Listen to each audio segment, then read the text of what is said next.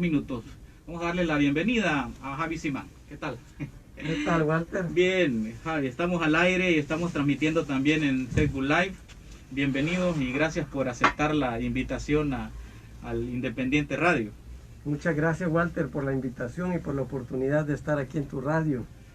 Te comento que hace unos minutos, en lo que tú llegabas, nosotros rifamos este libro, mira, el libro de Joseph Goebbels. Vi algo que estabas...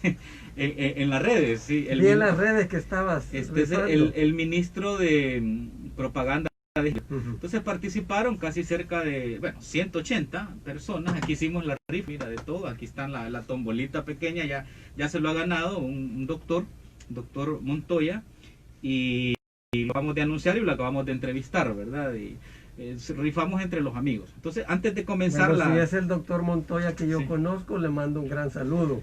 Vamos. Y le pido que me dé un resumen del libro. Bueno, te cuento que el libro ha sido bien solicitado. Ya casi no existe, ¿verdad? El libro. El doctor Nelson Armando Montoya es el que se lo ganó. Bueno, pero nosotros, uno de los objetivos de este programa es incentivar a la lectura. Tú sabes, yo he dado pininos, eso de querer ser escritor, y al comenzar el programa quiero regalarte una novela de mi autoría. Ah, qué bueno. Se llama La Traición. No te voy a decir de qué trata, voy a dejar que tú la leas, ¿verdad? Es una novela de hace unos 8 años que yo escribí, la novela La Traición. Muchísimas gracias, Walter. Sí. Y entonces te pido que me volvás a invitar después para venir a comentar sobre la novela. Voy a volverte a hacer entrega aquí para el registro histórico, Javi. Esta novela, te cuento, solo te voy a leer a quién se la dediqué. Mira, Javi, la novela se la dediqué a Shafik Handal por Incorruptible. Y habla de un compañero de la guerrilla que al final renuncia por un montón de situaciones a principios y termina traicionando sus propios principios. Por eso se llama La Traición. Es interesante porque habla de manera, digamos, figurada, de muchos personajes de la vida nacional que vas a poderlos identificar. Pero decís que hace 8 años lo escribiste. Sí. ¿No te has animado a escribir otro? Como no, tengo una, pero no está publicada todavía. Gracias. Lo comentamos en la próxima vez que me invites aquí a la radio. espero escuchar tu comentario. Bueno, gracias, Walter. Buen detalle. A la orden. Bueno, para tenerte aquí en los programas, en este programa, para mí es importante porque desde que surgimos en julio de este año, la idea es no dar noticias simplemente, sino tratar de interpretar las noticias. Y ahora que te tenemos acá, hay que aprovecharte con un par de preguntas que nos ayuden a entender el panorama. No va a ser una entrevista muy coyuntural, digamos, sino más bien a tratar de entender algunos fenómenos, ¿verdad?, de la vida política nacional y qué es lo que hay detrás. Así que comenzamos, Javi. Dale, podemos hablar de lo que tú querrás. Excelente. Bueno, entonces, como están oyendo, amigos oyentes, sin censura, como sin dice. censuras y así, lo que yo quiera. Bueno, entonces comienzo con una pregunta. Siempre me ha llamado la atención, ¿qué es lo que se cuece al interior de Arena? Porque cuando estaba el candidato Calleja y estabas tú para las elecciones internas, era evidente que ya habían 2 bloques económicos, ¿verdad? Pero uno a veces tiene la percepción que Arena es, digamos, el partido que representa a las élites económicas. Entonces, bueno, Calleja representa un grupo, tú a otro grupo, entiendo. ¿Cómo es la cosa? ¿Cómo se cuecen las habas al interior de Arena? Mira, yo realmente no te sé decir porque yo nunca he estado en ningún cargo público, ni nunca he estado en ninguna dirigencia partidaria. De hecho, nunca estuve afiliado a ningún partido hasta que me afilié para correr de candidato. Mi trayectoria ha sido más empresarial, a través de las gremiales empresariales. Entonces, nosotros en las gremiales, Walter, proponemos soluciones y dialogamos con los gobiernos de turno. Hasta que llega un momento, alguien me dice, mira, ya deja de estar criticando y de proponiendo y andáselo vos. Y ese fue el reto que me hicieron a mí. Y la verdad que a mí me llamó la atención el hecho de poder hacer desde la presidencia muchas cosas para cambiarle la vida a los salvadoreños. A mí no me entusiasmaba ser presidente, a mí me entusiasmaba lo que puedes hacer desde la presidencia. De hecho, me desanimaba ser presidente. Perdés tu privacidad, tenés que pedir permiso para salir de viaje, a mí me gusta viajar. Entonces yo entré de candidato, pero aparentemente ya el otro candidato ya tenía muchos apoyos, ¿verdad? Fue una contienda interna donde había mucho peso por favorecer al otro candidato, y eso pasa en todos los partidos, ¿verdad? Yo sí estaba convencido, Walter, que no podemos los ciudadanos seguir criticando la política desde afuera. Tenemos que enrollarnos las mangas y meternos a limpiarla, ¿verdad? Si le dejamos la política siempre a las mismas personas, entonces no vamos a cambiar. Ahora, bueno, cuando tú entras ahí, descubres, de verdad tú dices, ya el candidato tenía otros apoyos, pero evidentemente tuviste que algo conocer lo que pasaba allá adentro. El doctor Salvador Arias, bueno, que en paz descanse, en uno de sus libros, él habla de las élites salvadoreñas, ¿verdad? Y explica cómo es que funcionan los grupos de poder económico.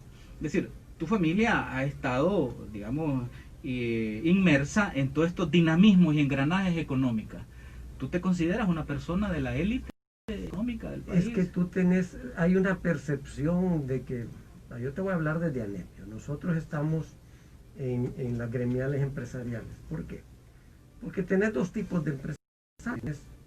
Los empresarios que sus negocios dependen del gobierno, porque son contratistas, porque le venden, porque participan en licitaciones, porque tienen concesiones.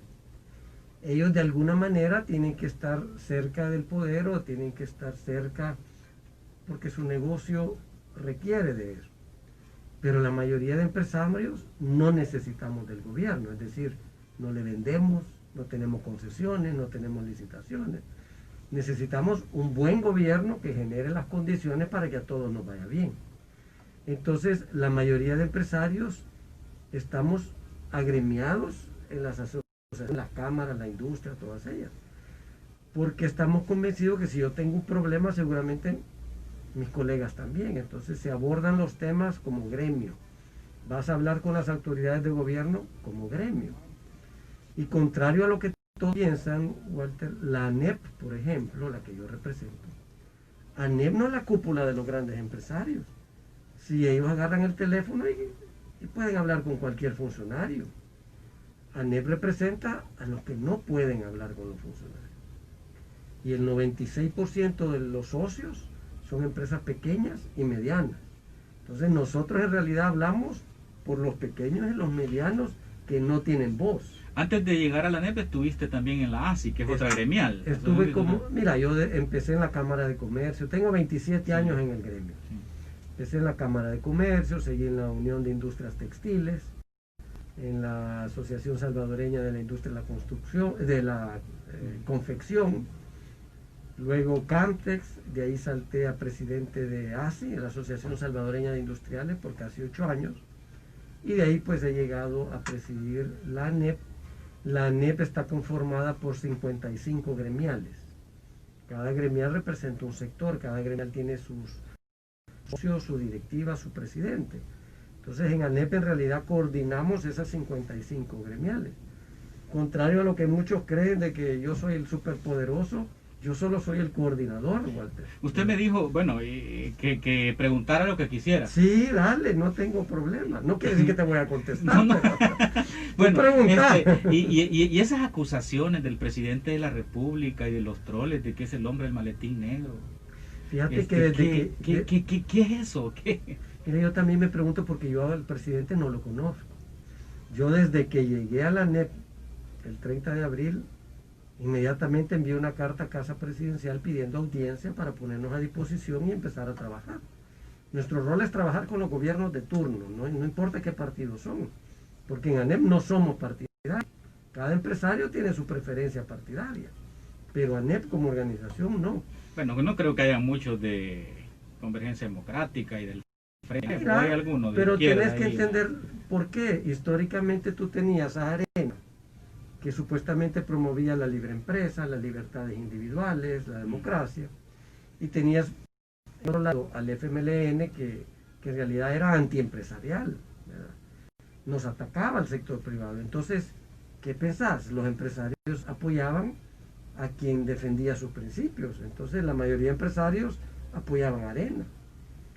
Pero eso ha cambiado, Sí. hoy tenés una diversidad. Bueno, era casi como natural ver que Arena era el instrumento de la empresa privada o del capital, digamos, y el Frente era como, digamos, el instrumento, digamos, del resto de la población. No tanto, Walter, porque Arena es una alianza de 8 sectores. Solo uno de esos sectores es el sector empresarial.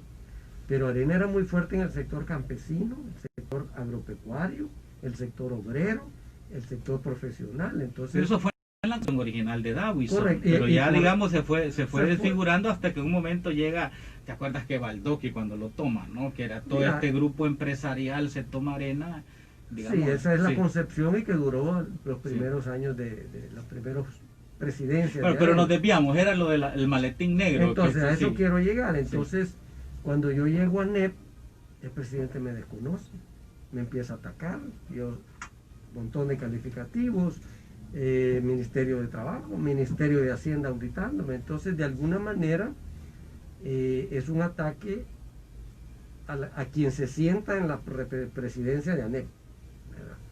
Entonces, tú sabes que el gobierno tiene sus equipos de troles, tiene a alguien que ya todos conocemos. Bueno, yo siempre le he dicho que tiene un ejército digital.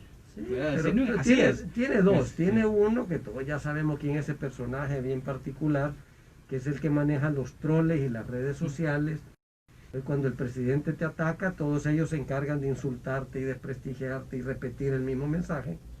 Pero también hay otro personaje que es muy caballeroso, pero más escondido, que maneja los periódicos digitales.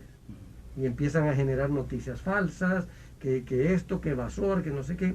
Y si tú ves esos artículos, no tienen autor, no tienen un periodista que calce su nombre. Sí, son fake news o son notas. Son anónimos. Entonces, es más, tú te metes a su página y no ves un director, un editorialista, ningún responsable a quien le puedas reclamar. Ahora, ¿por qué esos ataques? Porque cuando haces un análisis, una interpretación de los hechos, no van a atacar así por así, van a atacar a alguien que en su medida lo vean como, bueno, un peligro, una competencia. En algunos momentos, en algunas encuestas, tú figurabas como uno de los personajes políticos más influyentes y más importantes del país, después del presidente, por supuesto, en segundo lugar, incluso cerca de las elecciones. Ahora, y lo mantuviste eso por mucho tiempo. ¿Crees que tenga que ver algo con eso? Posiblemente, pero más que todo es porque desde la ANEP unificamos al sector empresarial. Entonces, es un ataque para destruirme a mí, para destruir al sector privado y a cualquiera que opine diferente. ¿Crees tú que está unido el sector empresarial? Yo escucho algunas voces que aplauden mucho, digamos. Ay, como te digo, hay quienes están más cerca y hay quienes pues, que no necesitan del gobierno, necesitan un buen clima de trabajo. Entonces, todos estos ataques, Walter, han sido para desprestigiar. Para decirte que el ministro de Hacienda va a presentar una denuncia a la Fiscalía a una empresa en la que yo ya no tengo nada que ver. Esa era una pregunta que tenía sobre En las eso, 72 elevación. páginas de la denuncia aparezco solo una vez, información falsa que dice que yo soy dueño de un porcentaje y mi tío es de otro porcentaje. Mi tío murió hace 14 años, Walter. ¿Tú crees que el Ministerio de Hacienda no sabía? Todos los años, en enero, las empresas remitimos a Hacienda un formulario que se llama F915, donde detallamos los accionistas. El Ministerio de Hacienda tenía los detalles de esa empresa y sabía que yo no tengo nada que ver. No les importó.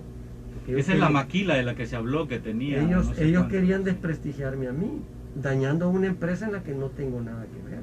Bueno, metieron preso a uno de los contadores. Y Salió libre en después. la ¿no? sala lo sobreseyó. Sí. Entonces, pareciera que al gobierno no le importa los empleos, no le importa destruir las empresas, con tal de desprestigiar empresarios, porque eso le trae créditos políticos. Entonces, a ellos no les importa atacarme, aunque después se les caiga el caso judicial. Ellos lo que quieren Claro, es pero ya la ahorita muerte civil desprestigiar. con medios, con Correcto. troles, con redes, ya está el impacto negativo. De hecho, ha sumado bastante. Ahora, yo he notado... Perdón, solo sí, que claro. cómo no, sí. Y aunque después se les caiga, ellos salen diciendo, ay, vos compraste la sala, es que el sistema judicial bueno, no es que lo sirve. han dicho, Es que anda el- repartiendo maletines. Es que el fiscal está vendido, o sea, Sí. nosotros como empresarios, Walter, la única que tenemos es la judicial. Entonces nosotros acudimos al sistema.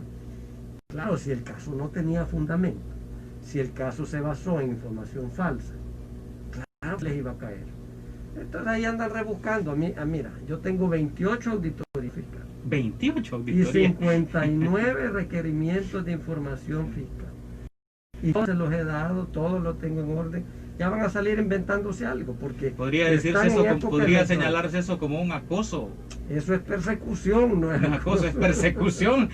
Sería así, persecución institucional. O sea, ya el Estado pone las instituciones en función de eso. Eso es triste, porque Entonces, estás viendo que utilizan el aparato del Estado para intimidar y amedrentar y acusar a cualquiera que opine diferente. Y no soy el único.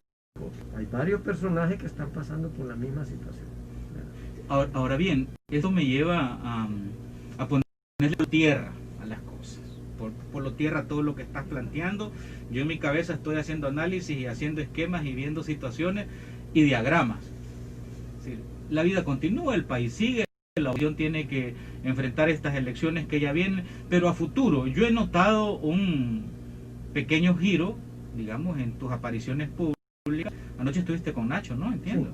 Sí. Y en otros medios de comunicación luego de la victoria de Biden. ¿Estarías tú, Javi Simán, lo pregunto directo, dispuesto a encabezar una unión nacional opositora que encabece izquierda, sindicatos, un pensamiento más revolucionario y por supuesto a los empresarios? ¿Estarías dispuesto a eso para salvar la República? Para hacer... Yo no soy dirigente político, yo soy dirigente empresarial, aclaremos. Y nosotros como sector privado proponemos a los gobiernos de turno, independientemente de qué partido son, porque con los 10 años del frente también trabajamos de cerca. Sí, pero cuando te lanzas a competir contra Callejas decidiste dar ese salto. Pero regresé. Es decir, regresaste. ¿Estarías dispuesto en una amplia alianza con izquierda, con centro, con derecha? ¿No estarías dispuesto? Yo me metí, ya viste que perdí y estoy de regreso de donde vine. Y yo tengo una responsabilidad con los que han confiado en mí para dirigir el sector privado. Y claro, desde el sector privado nosotros nos reunimos con todos los sectores. Ayer tuvimos una reunión, por ejemplo, con rectores de las universidades, porque nosotros no tenemos la verdad completa. Nosotros tenemos que interactuar con todos los sectores para encontrar soluciones a los problemas del país, ¿verdad? Ahora, es otra cosa si los gobiernos las adoptan o sencillamente las ignoran. Este gobierno del presidente Bukele ha optado para el sector privado, por confrontar con el sector privado. Está desperdiciando la oportunidad porque le tenemos las soluciones a los problemas.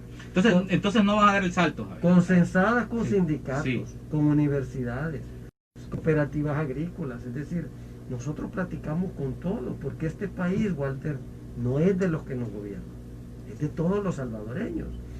Entonces yo ahí quiero pararte un ratito, porque claro, ¿qué pasa con nuestro país? No tenemos un plan de nación. Cada gobierno que lleve un plan de gobierno. Ni siquiera hemos visto eso. Bueno, recuerdo que el profesor Serén lo hicieron hasta 6 meses después, el famoso plan. Bueno, en no han presentado nada.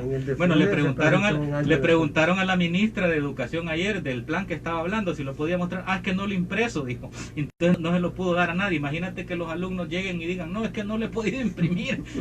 Pero bueno, ahora, a mí me preocupa algo, porque tú mencionaste rectores, mencionaste sindicatos. Yo he tenido encuentros con rectores, he tenido encuentros con algunos sindicalistas, de hecho con juntas directivas de sindicatos, y lo que andan buscando es un liderazgo creíble, un liderazgo potente, un liderazgo convincente, ¿verdad? Y que sea valiente también, que sepa enfrentar este momento, es decir, y no lo encuentran, y cuando se ven todo eso, bueno, algunos de los nombres que sale tu nombre. Yo los invito a que lo busquen en el espejo. Sí, todos ellos, si quieren buscar un líder, búsquenlo en el espejo, Walter. Bueno, ojalá. Porque yo te voy a decir, yo no creo en el presidencialismo, ni en el mesianismo, ni nada de eso. Yo creo que en todas las instituciones hay liderazgos que hay que potenciar, porque en nuestro país hay gente muy capaz, muy profesional, muy creativa, muy laboriosa, que no les hemos dado ni los espacios ni las oportunidades para sobresalir. Tú sabes que tienes mucha empatía en un buen segmento de la población que tiene pensamiento de izquierda. Mira, hay gente Muchos de los que votaron por Nayib, que ya están desilusionados, que no van, están buscando una alternativa. Es decir, pero tú tienes conciencia de eso y estar aquí en este programa, en la Maya Visión, que pues sí, históricamente es la radio del FMLN y que tiene una audiencia de izquierda, hay empatía. No crea aquello que en inglés se llama el hate, ¿no? El rechazo. No, hay empatía. Gracias, Walter. Mira, sí. Yo primero creo que es porque yo digo lo que pienso. A veces le caigo mal a la gente porque digo lo que... Yo no te ando adornando las cosas. Porque yo no ando buscando votos, no ando buscando popularidad. Si te caigo mal por lo que te estoy diciendo, es tu problema. Yo sigo siendo feliz. Pero yo sí creo que tenemos que hablar con más honestidad. Porque los problemas del país son serios. Y los políticos nos dan paja. Y nos distraen y nos ponen a pelear unos con otros. Y hacen cortinas de humo. Y al final, cada 5 años viene un nuevo gobierno, sin planes. Cambiamos de rumbo, vota todo lo que huela al gobierno y volvemos a empezar y el país... Bueno, este gobierno votó todas las placas del anterior y el colmo es que taparon el paso del Jaguar. Ya le cambiaron el nombre y le han puesto algo del Fovial. O sea, no quiero que quede entonces, polvo. Nosotros necesitamos un plan de nación, que eso es diferente de que un plan de gobierno. Un plan de gobierno lo hace el gobierno de turno. Un plan de nación lo hacemos todos. Bueno, que trascienda los tiempos. ¿Verdad? Trascienda tiempos, gobiernos, ideologías y partidos. Entonces, no importa quién llegue, seguimos en la misma ruta. Y la ruta se llama nuestra gente. ¿Cómo sacamos a nuestra gente de la situación de pobreza? Fíjate que aquí hay un 70% de los salvadoreños que todos los días salen a buscar lo que van a comer ese día. Ellos no están pensando qué van a hacer mañana ni en el futuro. Están pensando qué van a comer hoy. Cuando a ellos les dan, los políticos, los alcaldes, los gobiernos, les dan bolsas de víveres, gracias a Dios. Eso les ayuda a mantenerlo. Pero ellos lo hacen por razones electorales. ¿Qué vamos a hacer para sacar a esa gente de esa situación? Bueno, hay que crear empleo, hay que buscar... ¿Quién crea los empleos? Desarrollo. Sí, tiene que ser un mancomunado, Estado, empresa privada, soluciones. Ahora bien... No, espérate, ahí dijiste algo que es medio wishy-washy. Sí. ¿Quién crea los empleos? Bueno, es que lo que pasa es que yo creo que la generación de riqueza no solo es los empleos. Yo creo que es una mesa de 3 patas. Los trabajadores, el empresario y el Estado. El Estado como facilitador. El trabajador no crea el empleo, ocupa el empleo. No, por eso dije generación de riqueza, dije yo. Cuando dije sí. No, ahí estamos de acuerdo. Yo dije la generación de riqueza, es que por lo general dice que porque yo leí a veces... No, totalmente de acuerdo. Sí, no hay un empresario exitoso que no sea por la colaboración de sus trabajadores bien compensados, bien motivados y bien capacitados. Exactamente, entonces yo lo planteo en esa lógica. Totalmente de acuerdo. Sí. Bien, entonces, bueno, qué pena, ¿no? Qué pena que diste el salto, después retrocediste y que no lo querés volver a dar, pero bien, el tiempo lo dirá. Ahora yo quisiera pasar a otras cosas más personales. Ahorita enfoquémonos en el 2021 sí. Y en cómo sacamos a la gente de la pobreza. Yo te preguntaba de los empleos. Sí. Porque hay mucha gente que critica a los empresarios y después va a pedir empleo a las empresas. Entonces estamos destruyendo a quienes generan empleos. Y cuando yo te digo empresarios, hablo de emprendedores, hablo de profesionales, porque muchos no han entendido qué quiere decir sector privado. Sector privado creen que son los grandes empresarios. No, sector privado es todo aquel que no gana un sueldo del gobierno. Tú sos privado. Claro. Tú tenés este programa por tu propia cuenta. Así es. Esta radio es privada. Aunque no les guste decirlo, sí, no, pero esa radio es privada. Es privada. Sí. ¿Verdad? La señora que tiene la venta de hot dogs es su esfuerzo privado. Entonces, hay mucha gente que critica al sector privado sin darse cuenta que ellos son parte del sector privado. Entonces, nosotros representamos a emprendedores, a trabajadores por cuenta propia, a profesionales, a universidades, son privadas. Entonces, cuando tú empiezas a entender eso, te das cuenta que lejos de atacar al emprendedor, al profesional, al privado, tenemos que potenciarlo porque él va a generar nuevas oportunidades de empleo, ¿verdad? Que lo llenan los trabajadores y juntos generan esa riqueza. Ahí tenés todo. Sí, no, hay una realidad. Nosotros hemos transmitido y analizado aquí en el programa, junto con los oyentes, una realidad que es avasalladora y que nos cae como una tempestad. Peor que todas estas desgracias que nos están viniendo, que es que del 38% de pobreza, estamos ya en diciembre en el 52%. El 40% en extrema pobreza. Es real. O sea, hay hermanos nuestros que algunos nos están escuchando que tienen problemas para darle de su leche a sus hijos, ya no digamos que estudiar no entra, ni siquiera en su mente, pero ante esa realidad, evidentemente el país tiene que seguir y tenemos que encontrar soluciones. Yo creo que no todo está perdido, creo que hay que buscar alternativas, que hay que buscar propuestas, y luego la única forma, dada la condición en que está actual, es uniéndose las fuerzas políticas. Evidentemente, las señales que tenemos del actual gobierno es que está destruyendo la institucionalidad del Estado y del país. No lo digo yo, lo dicen un montón de organizaciones, los magistrados de la Corte, en lugares que yo escucho, en conferencias, la enorme preocupación, bueno, hasta congresistas de los Estados. Pero más grave que eso, sí, está causando miseria y desempleo.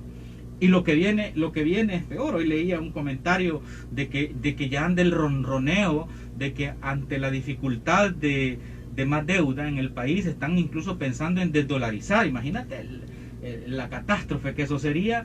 ¿Quién va a controlar esa divisa? Es un gran problema económico para el país. Mira, nosotros no estuvimos de acuerdo con la dolarización en su momento, pero estamos convencidos que desdolarizar sería catastrófico. Bueno, si ni Correa lo hizo. Y el que más sale perdiendo cuando desdolariza son nuestros trabajadores. Claro, la población. Porque el salario ya no les alcanza, tras que ahora la mayoría de salvadoreños llegan a fin de mes, no les alcanza el ingreso, sí, para llegar a fin de mes. Con una desdolarización ellos siguen yendo a comprar productos en dólares. Claro. Entonces, eso sería desastroso. Por eso nosotros señalamos que este nivel de endeudamiento que está llegando este gobierno es peligrosísimo. La gente no entiende y la gente aplaude toda la confrontación de Bukele y de sus ministros, pero no se dan cuenta que ellos, su futuro, está poniéndose en riesgo, ¿verdad? Y por eso nuestro llamado es a los salvadoreños: miren, no repitan ni se crean todo lo que oyen. No me tenés que creer a mí, investigarlo, ¿verdad? Porque aquí el presidente dice que estamos creciendo y eso no es cierto. El país, lo que ha pasado es que hemos dejado de caer, pero nos va a tomar 3 años regresar a como estábamos en enero. Es grave eso, sí. Es decir, hemos perdido ahorita 72,000 empleos menos que en enero. Sí. Hay 2,400 empresas cerradas que estaban funcionando en enero. Claro, la pandemia le afectó a todos los países, no podemos negar eso. Y en nuestro país hemos tenido tormenta tras tormenta. Pero la diferencia está en cómo los gobiernos han enfrentado la pandemia. ¿Cómo te explicas que los países vecinos, a pesar de la pandemia, tienen todavía crecimiento positivo, están generando nuevos empleos, y en nuestro país estamos en negativo? Estamos perdiendo empleos. Sí, definitivamente a nivel centroamericano somos uno de los que más, por las políticas y el mal manejo también de la pandemia. Bueno, no todo es malo, sí, hay algunas cosas que se manejaron bien, pero en general se afectó mucho a la gente con un encierre de esa naturaleza. Yo creo que los salvadoreños ya tomaron conciencia que este virus está para quedarse, que tenemos que tomar las medidas de mascarilla, alcohol, sí, distanciamiento. Y primero Dios, y yo sí hago el llamado a tu audiencia, que mantengamos esas medidas porque queremos evitar un apunte. Claro, que no llegar como pasó en Europa. Bueno, en el programa siempre participan los oyentes, ¿verdad? Y ahorita el teléfono del Independiente Radio y el Facebook Live está a reventar, ¿verdad? Nuestro operador, mira, Javi Hans está ahí, y vamos a dar los teléfonos al aire. Vamos a por supuesto, respetuoso, con respeto, ¿verdad? Y breve la pregunta y al grano. Vamos a abrir los teléfonos. Adelante, Hans. Teléfono de cabina 2225-2286. Gracias por venir. Bueno.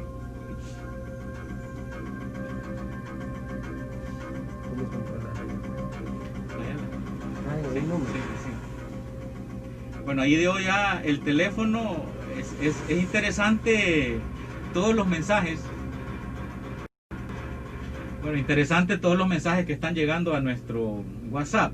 Felicidades, Walter. Qué tremendo programa, dice, para culturizarnos, despertando la conciencia. Javier Simán, qué bueno que se rompan esas estupideces de la disquideología izquierdista con la que les da por llamar triadamente oligarcas.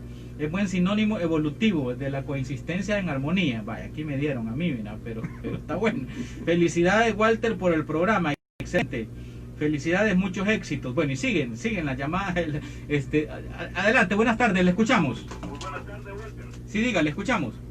Una oportunidad para saludar a mi niño. Soy el Chele de los hot dogs.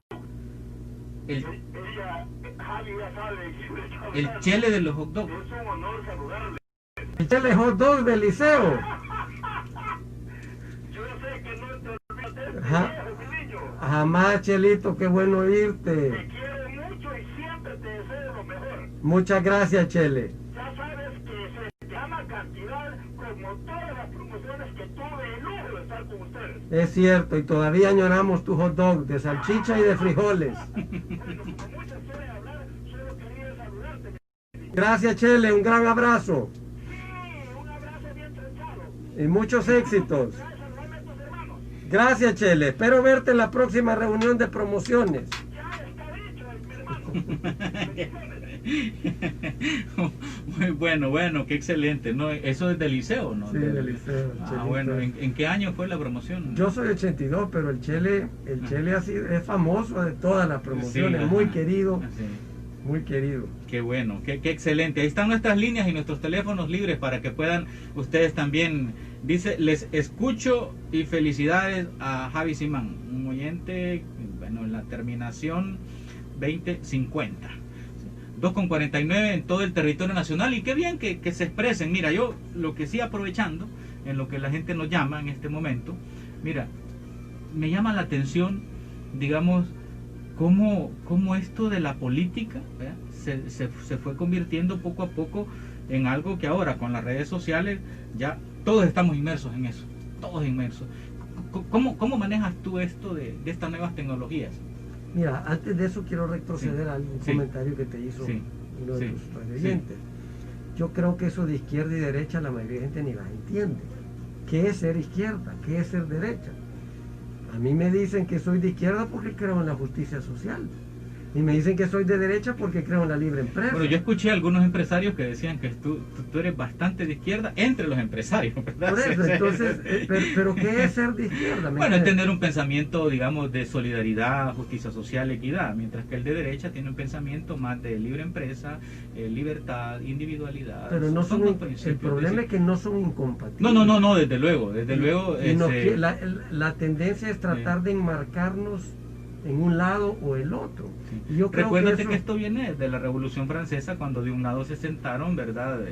Y ahí ya los que están a la derecha son los que tienen el pensamiento más monárquico conservador, los derechos, y los de izquierda eran ya todos los que estaban con Robespierre y todo el grupo aquel, ¿no? Tenemos una llamada, Javi. Buenas tardes, le escuchamos. Adelante. Adelante, le escucho. Dígame. La valentía que ha tenido para llegar a esa reunión contigo, porque, bueno, para el sector que él representa, pues siempre ha sido un poquito así, que no comparten mucho con el pensamiento de izquierda, ¿verdad? Que no querían venir los empresarios aquí, ¿verdad? No los invitaron. No, abierto. Bueno, de hecho hasta el gobierno le hemos invitado y aquí están puertas abiertas este programa. Dígame, amigo.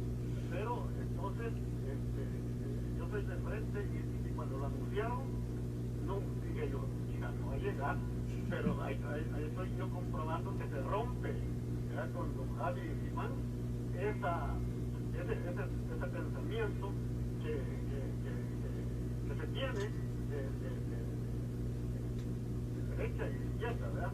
Ahí se ve que él verdaderamente es un auténtico empresario que está para generar la productividad en el país. Así que muchas felicidades a Javier Simán y Ernesto Bermúdez de Petrología. Y ojalá haya un ¿cómo se llama? Que le convierta, que le convierta al pensamiento, la superación integral de todos los salvadoreños, ¿verdad? Juntos vamos a sacar adelante el país, no con grandes enfrentamientos, no con grandes pensamientos de que puedan tomarse el poder permanentemente, no, ¿verdad? Entonces, gracias, don Javier, en nombre de... Sí. Muchas gracias a usted por su llamada. Es un amigo. Muchísimas gracias, don Ernesto. Un amigo que nos llamaba desde Perulapía, dice, fue combatiente del FMLN. Tenemos un oyente también en la línea directa. Sí, buenas tardes, le escuchamos. Adelante aquí. Hola. Buenas tardes, Dagoberto. Dagoberto Torres, adelante. Para felicitarlos una vez más por este programa que debate ideas, que creo que eso es lo más importante en esta etapa de nuestra historia. Entendiendo, hablando se entiende la gente, ¿verdad? Es decir, ideas se combaten con ideas. No hay que temerle a la diferencia. Yo creo que ese sería como el principio, ¿no? Para ir construyendo una nación sólida, firme, unificada. Entonces, quería felicitar también por la participación ahí con Javier Simán. Y por supuesto, este programa debe de ir ampliando su cobertura y su audiencia poco a poco. Creo que es un posicionamiento que se lo va a ir ganando a base de trabajo. Muchas gracias. ¿Verdad? Así que mucha felicidad. Bueno, yo ayer les dije a los oyentes que decían que una hora era muy poquito. Bueno, díganle a las de la Junta Directiva de la radio, les dije yo, díganle a Damián Alegría ya. Bueno, sí, hay otra llamada por ahí, Han. Sí, adelante, le escuchamos. Dígame, adelante. Sí, bueno, yo lo felicito también porque usted le ve toda la fuerza a personas que muchos lo critican, ¿verdad? Porque como aquí estamos, digamos, ya clasificados de izquierda y de derecha, pero la verdad que una persona puede ser con un pensamiento más amplio. Y entonces felicito a don Javier por estar ahí. Y yo, por ejemplo, conocí a muchos empresarios en una empresa norteamericana que yo trabajé, que los empresarios eran finísimos con el personal, le daban toda clase de prestaciones y todo. Entonces yo siento que a veces el empresario, hasta lo que pueda, tiene que favorecer a su personal porque es el que en realidad le crea la riqueza, le ayuda a crear la riqueza, ¿verdad?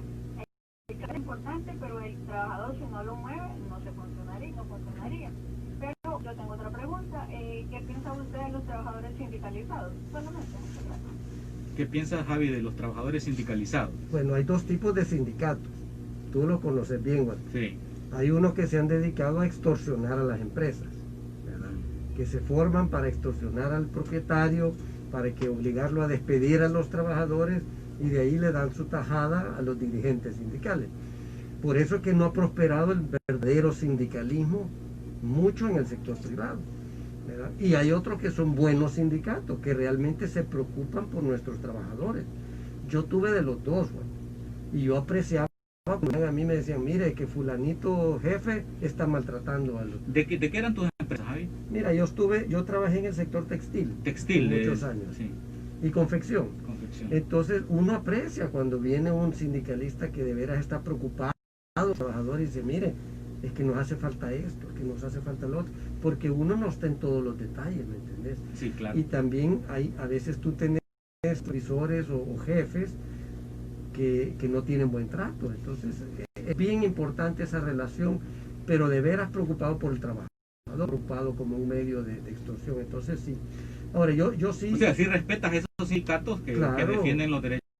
Lo que nosotros hemos visto en los últimos años es cómo los gobiernos y los políticos utilizan a ese sector sindical para propósitos políticos. Sí, esos ya son los sindicatos, digamos, de las entidades gubernamentales, pero me imagino que la oyente se refería a sindicatos empresariales. Con los ¿verdad? que tenemos relación nosotros. Que se están desfigurando. Si tenemos otra llamada, o sea, adelante, le escuchamos.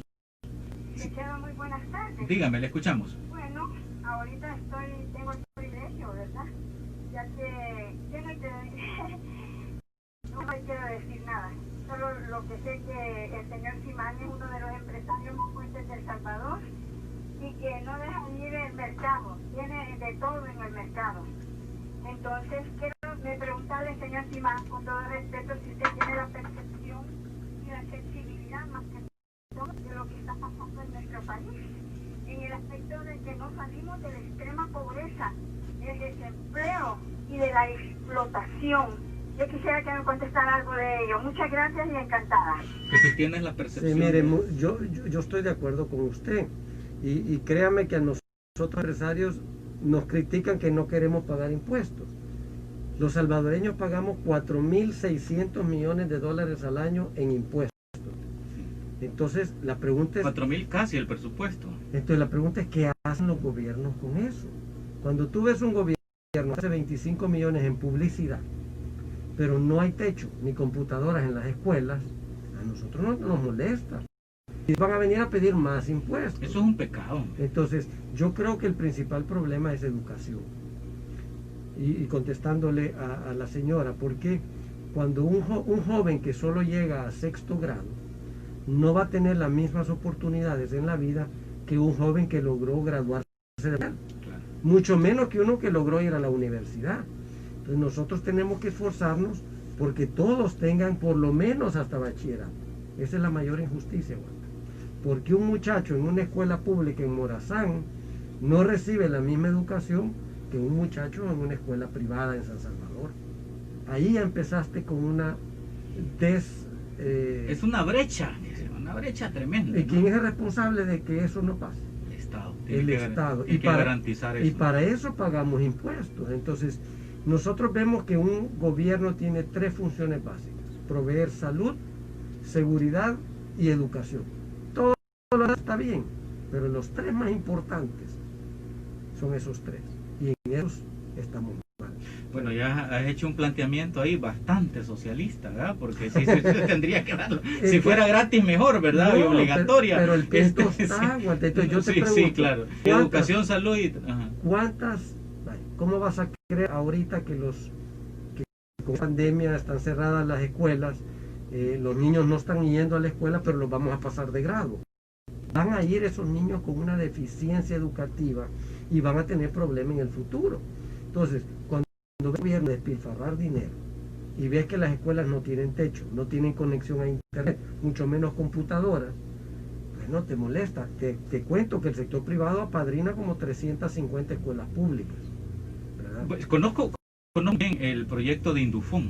Yo le hice una entrevista al señor de Indufón y me explicaba incluso un proyecto de becas muy grande. Yo llegué a tener 10 escuelas apadrinadas y les hicimos baños, cosas, aulas, es decir, porque el gobierno, entonces tú te preguntas, bueno, entonces ¿para qué pago impuestos? Pero eso no basta, ¿verdad? Tiene que ser estructural, que el gobierno lo asuma a nivel, ¿verdad? Pero la pregunta Sí, que nos debemos hacer todos, sí. porque no solo el empresario paga impuestos, tú pagas impuestos, Claro. todos. Bueno, hoy se vencía el IVA. Y tuvimos que salir corriendo. Pero cuando tú compras un Sí, hot dog, sí. estás pagando IVA.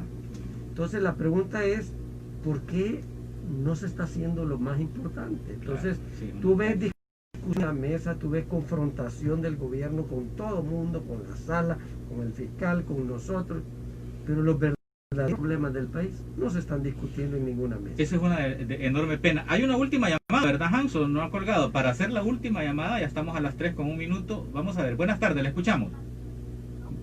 Sí, le escuchamos, dígame. Sí. Levante un poquito la voz, por favor.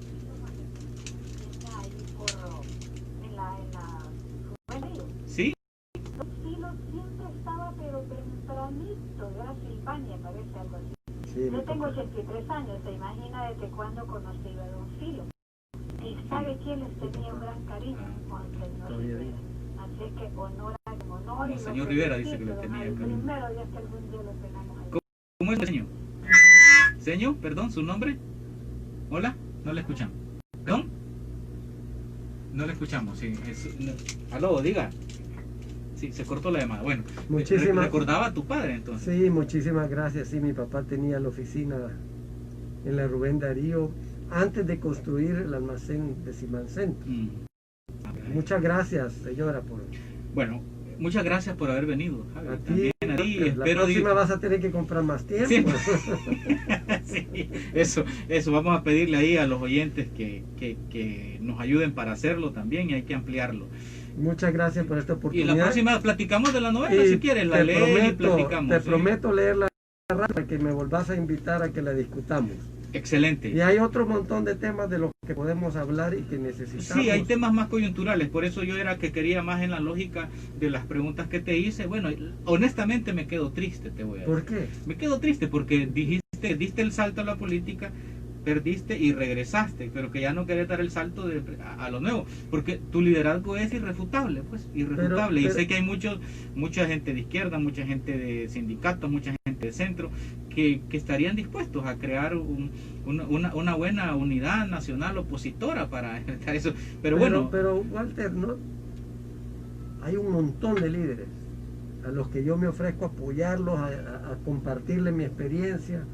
Necesitamos nuevos líderes. Yo ya voy de salida. Necesitamos jóvenes que se enrollen las mangas y se involucren y les podemos dar la guía. Lo importante es que tengan principios, que sean honestos. Excelente. Y que de veras vayan a trabajar por la gente y no por su bolsillo. Bueno, ¿verdad? excelente. Gracias. Cerramos el programa siempre con esta canción de Hoy puede ser un gran día, de Serrat en concierto, ¿no?